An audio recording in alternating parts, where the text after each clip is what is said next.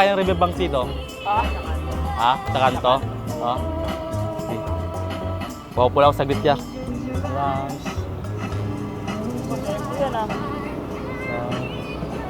Ginto eh. Ang hirap na kasi, dami yung problema eh. Ha? Dami yung nakaproblema sa buhay. Oo. Ganito lang buhay. Paano ba iwasan ang pahigit sobrang pogi? Iwasan mo sa mataong lugar. Maniwala ka ba dun? Pag maraming babae sa isang lugar, anong gawin mo? Ano lang tayo?